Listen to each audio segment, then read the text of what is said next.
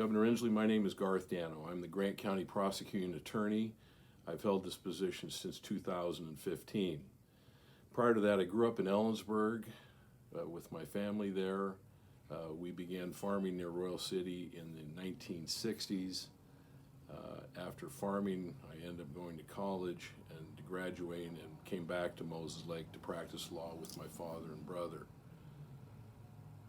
I have spoken with a number of people, and we decided to put together a video to make a specific plea to you to end your lockdown orders with regard to the COVID-19 pandemic. People that you're going to hear on this video are talking about how much they're hurting, their businesses are suffering, their families are suffering, and they're losing hope.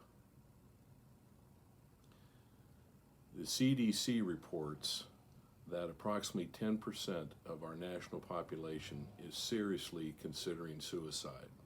We hope that you'll listen to the people that are going to address you in this video. Thank you. Howdy folks, this is State Representative Tom Dent, who represents the 13th District in the state of Washington. On February 29th, Governor Inslee issued a state of emergency covering the state because of the coronavirus. And at the time, it seemed like the prudent thing to do. It was a very contagious and unknown virus, and we needed to be careful and to protect our people. We also needed to not overwhelm our healthcare system. And the reasoning behind the state of emergency was to flatten the curve. Well, we flattened the curve in a couple of months. And then there was another reason that we had to extend it. And then there was another reason to extend it, and on and on. Well, part of this state of emergency, we have eliminated 147 elected members of the state legislature to be part of this process. We don't have an opportunity to weigh in. We are not letting our ideas out there. We're not helping the governor do anything. We are totally, absolutely shut out. And I have an issue with that, especially now that we're in it for 10 months. 10 months, and we haven't had a thing to say. One of the governor conferences, we had a briefing from the governor's office. So my question to the governor's staff was, what are the metrics that we are using to keep us in a state of emergency? Their reply was, as long as people continue to die from the coronavirus, we will remain in a state of emergency. That doesn't work for me, folks. That's way too long, way too long. Even though this has been a bad virus, but people are becoming upset, they're tired of being dictated to, they're tired of being shut down, they're tired of not working. And what's going on in our world today is our mental health is increasing, suicide attempts are up, alcohol and drug abuse is increasing, domestic violence, everything is going the other way, and it's not working. We need to get ourselves somewhat opened back up. I recognize the fact that we need to protect ourselves. I understand social distancing, wearing masks, and doing those things to safeguard each other from transmission of this virus. But we can't just totally shut it down and tell everybody to go home and break our economy. That's not working either. That's putting more pressure on the people than the virus. And I speak of the virus because I had it. I am still recovering. I contacted it on October 1st. And October 5th, I had my first symptoms. We thought it was going to be like many of the other folks that have had, it'd be a case of the flu and I'd be well. And after 2 weeks, it was still kind of hanging on. And the doc says, you're getting out of it. You're going over this, Tom. You're getting over it. You're going to be fine. 3 days later, I was so sick, I went to the doctor. I was so sick in the clinic, I couldn't even put a sentence together. They called an ambulance and took me from the clinic to the hospital and into ICU in an ambulance, just like that. And I spent 5 days in there. And 3 days in intensive care, and then 2 days on the floor as I continued to recover.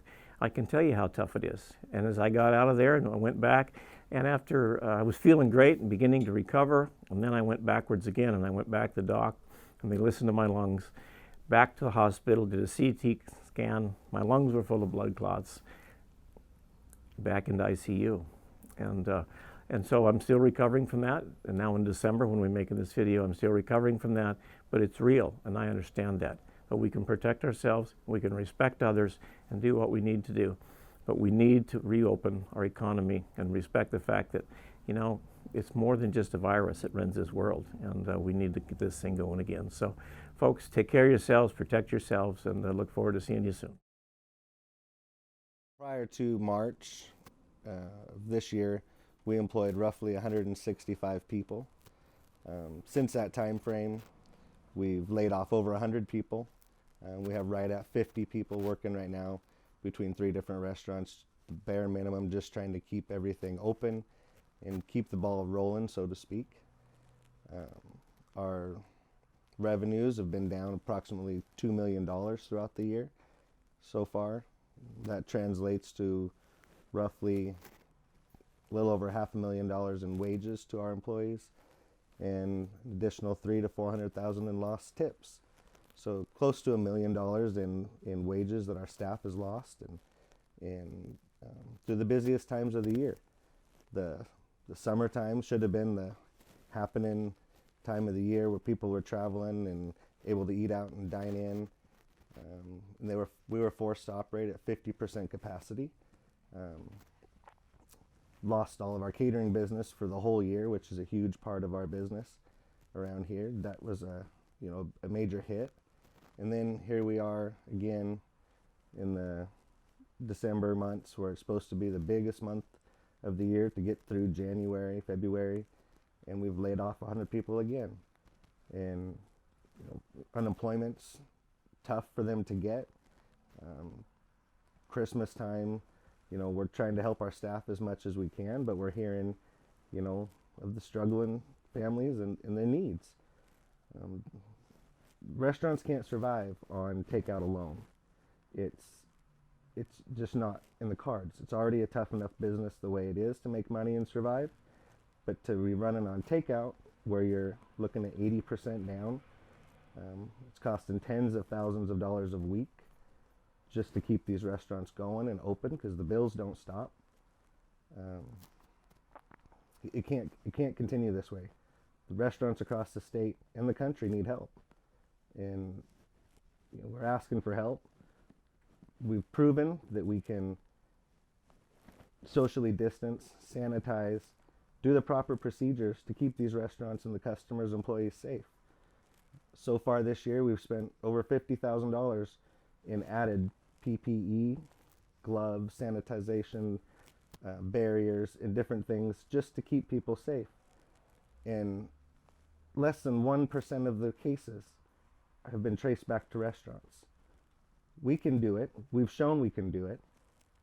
And it's time to do it. It's time to open these restaurants back up, get people going again, and get this economy and these people back to work.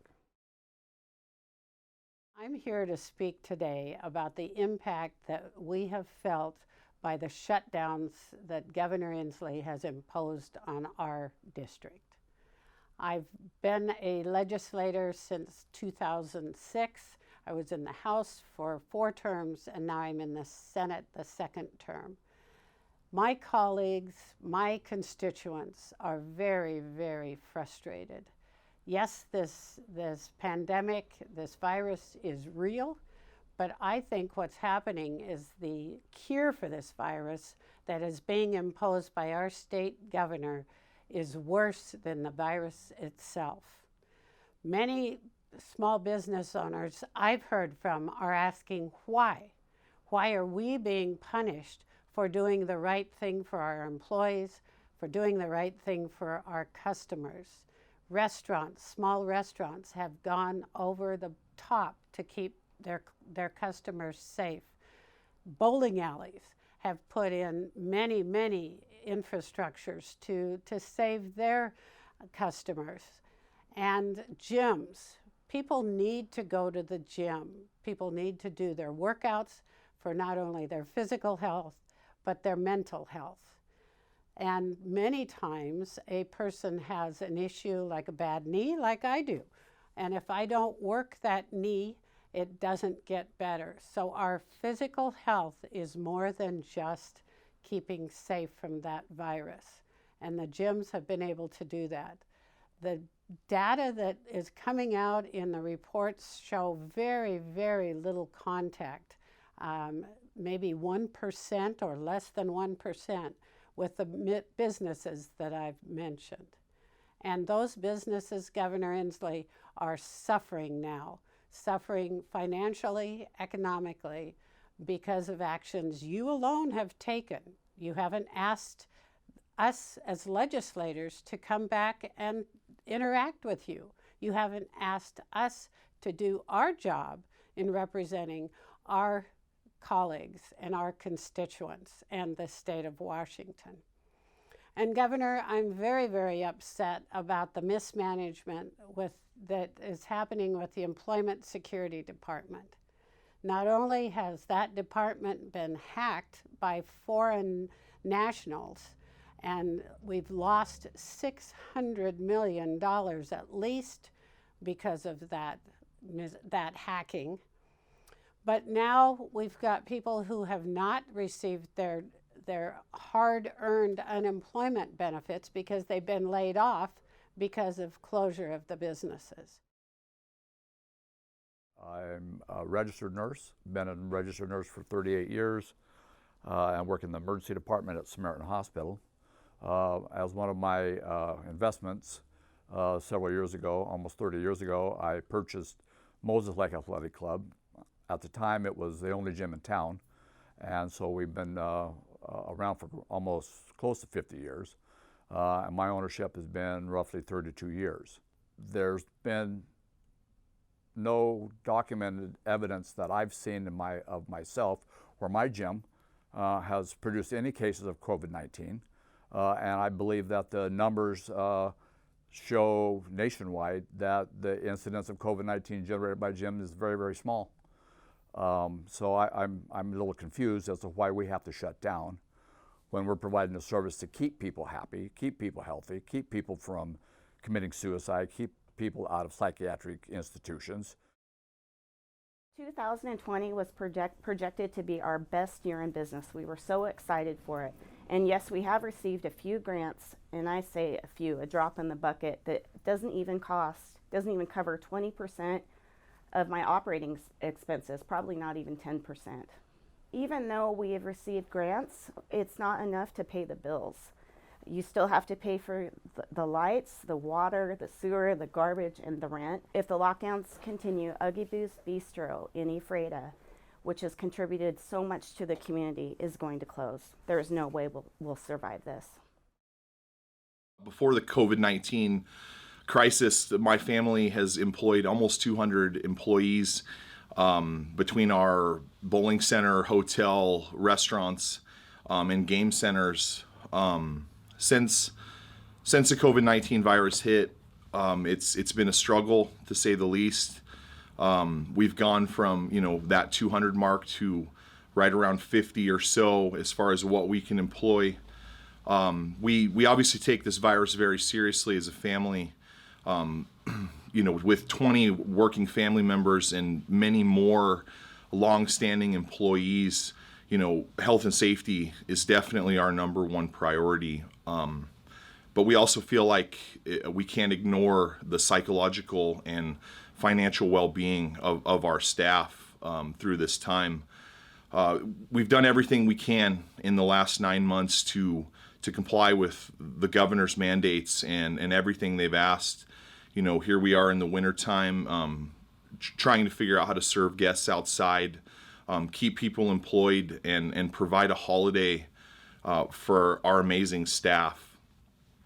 We feel like we've done everything we can do to make sure that we've kept everybody safe, to make sure that we've kept everybody fed. But truthfully, our time is running out.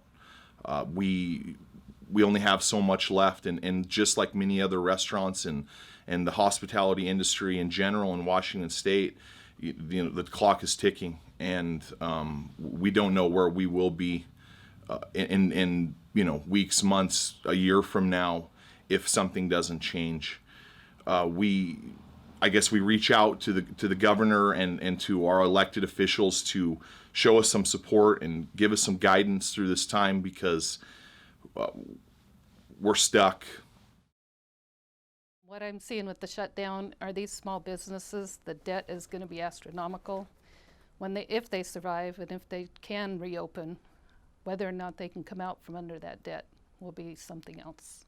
If we don't get our state open back up and these small businesses, the only thing that's going to be left are the big box stores and the chain restaurants. Everything else will be out of business. I wanted to talk to you today about the importance of face-to-face learning and the success we've had at St. Rose of Lima School in having face-to-face learning since September 7th. This fall we started a little bit late so that we could prepare, and we follow precautions to keep kids safe, like face masks, and we did some plastic dividers in the classroom. We also do temperature taking. We've separated it into cohorts. These were all suggestions from Grant County, our health district. So we did our best to follow those precautions, but so our whole goal was to stay open. And we did our best to follow those precautions, but we didn't want to overwhelm students with always being, teachers call it redirected, always being like, put your mask on, put your mask on. We didn't want it to become something that caused even more trauma to the kids. And we've had success with it, and the kids do a great, we were not very happy that they had to wear masks, but they've done fine with it. It's just a normal part of their day. And it's rare to see a student like in the hallway without their mask. And they are just so happy to be at school. We noticed that after their time at home, that they were behind. And so we know that this year is a little bit of a do-over year to kind of reset their learning. And when we look at the big picture, I think we're really going to see a lot of problems from lack of learning there's going to be big holes in their learning. Even for us, just what we've missed so far, there's going to be big holes in their learning. I can't imagine what it's like for students that are trying to learn at home, students that don't have parent support due to like income or language. They're going to be so behind. So we're going to look at these students 10 years down the road, and we're going to see a big difference in their learning and their what they can accomplish. I've never been so busy. Usually in the summer we have a bit of a letdown. People are vacationing, and I have actually increased my volume ever since this shutdown started happening. One of the things that I've noticed that's been deeply impacting is the social isolation is very injurious to people. It feeds depression, and that leaves a pretty big void. So people are finding other ways to fill the void, alcohol, drugs. They're home too much and not seeing other people. So the lack of social engagement is really devastating to people. I'm hearing that daily. I had two young people today.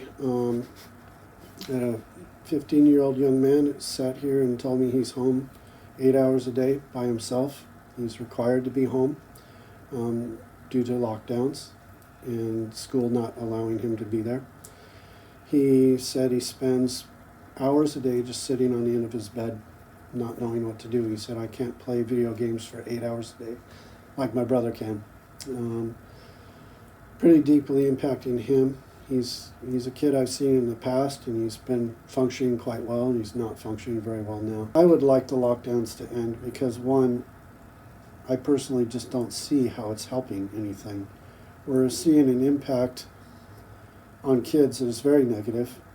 I've had much higher suicidality thinking with all the people that come, not just young people, but older people. It's inequitable. I think it's creating a lot of inequity. I am seeing far fewer state insurance people. They can't afford gas to get here. They can't afford co-pays. And that's been a heavy impact. My wealthier clients are still coming because they have some money put away typically. So I think we've created quite a disparity economically with our population. I've listened to a number of the people that have already spoke on this video, as well as people throughout our community since the governor issued his lockdown order back in February or March of this year.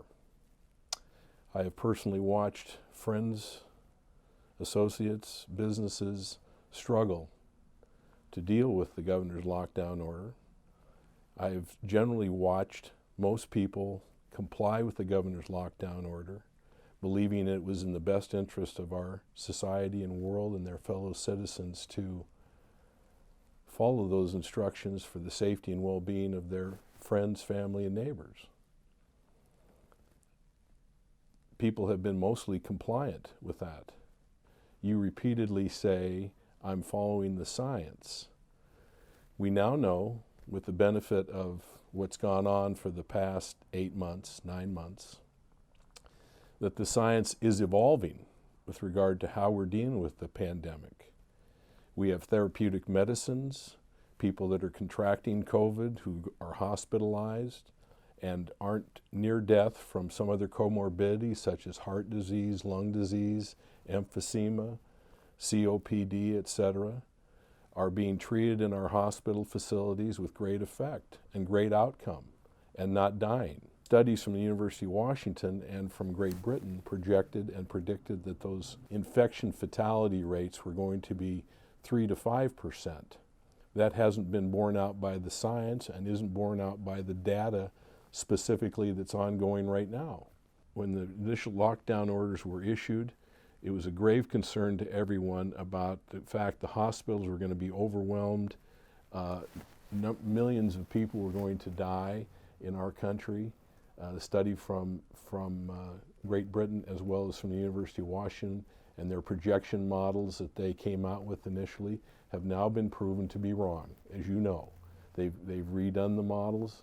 Dr. Ioannidis at Stanford came out with his model, and again, the infection fatality rate is 0.05% or less, meaning that anyone under the age of 70 that doesn't have a comorbidity has a 99.95% chance of survival. In addition to that, Governor Inslee, as you know, the authors of the Great Barrington Declaration, which are some of the leading epidemiologists in the world, along with 50,000 other scientists and doctors around the world, have said that lockdown should not be being done in our society. They're doing a great deal of damage to the mental, physical, psychological health of our citizenry, not to mention the financial cost to businesses.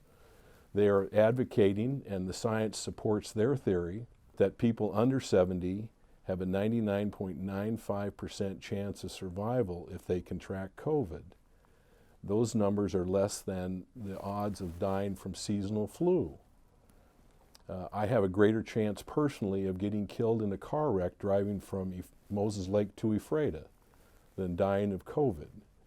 The people that are at risk, as the Great Barrington Declaration discusses, those people over 70 that have serious comorbidity issues, such as lung disease, heart disease, those types of things, should be quarantined and kept safe, avoid contact with other people, and should be protected. The rest of us should go about our business. Society should be open. People should be in school. There is no evidence to support that lockdowns are effective to eliminate COVID spread in school-age children. The numbers are absolutely insignificant. The children are not dying that are under the age of 20 years old. That's the science, that's the data currently going on. The other thing that recently came out was a study done by Johns Hopkins University, just came out on November the 27th. The study was looking at the numbers of people that die every year in the United States. Primary cause of death in the United States, besides old age, comes from heart disease, lung disease, dementia, those kinds of things. Not surprisingly, most people over 70 develop those problems and die, and that's a large portion of our population that die. The purpose of the Johns Hopkins study was to look at and determine whether or not this COVID outbreak was responsible for more people dying in the United States. The study, Governor Inslee, if you read it carefully, and your people should, comes to the conclusion that there's been a 1,600% reduction in deaths due to heart disease, lung disease, dementia, emphysema, a myriad of comorbidities. And not surprisingly, there's been a 1,600% increase due to COVID. We know from the science, we know from the statistics that 94% of people that die from COVID, these are the CDC numbers, have died with an existing comorbidity. In other words, they either have they're morbidly obese, they've got lung disease, heart disease, some other contributing factors. So that means out of the over 300,000 people that have died, unfortunately, that we attribute to COVID, approximately 18,000 died of that number that had no other symptoms and apparently just died from the COVID virus itself, which does not make it, our seasonal flu numbers are substantially higher than that every year. I was interested to listen to Governor Cuomo last week and a board that he put up that showed and demonstrated that in the state of New York, which I assume would be similar to the state of Washington, that 74% of cases of COVID spread occurred in the home, 1.2% were assigned to bars and restaurants, 0.06% were gyms, and schools were 1%.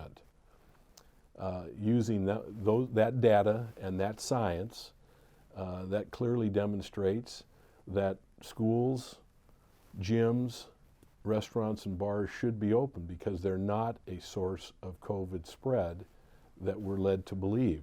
I know a number of people that I've spoken with have attempted to interact with you. We've heard from legislators who've tried to talk to you, business people that want to interact with you or your agencies to deal with this, and they're not getting any kind of response. You're not working with them. That's leaving them frustrated, hurt, angry.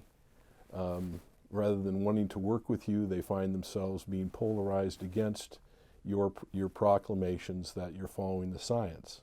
The last thing I want to say to you was a personal challenge that I would challenge you, Attorney General Bob Ferguson, and all the elected officials in the state of Washington to not take any further salary or paycheck until this lockdown order is rescinded in support of those people that have lost their job, lost their business, or are losing hope.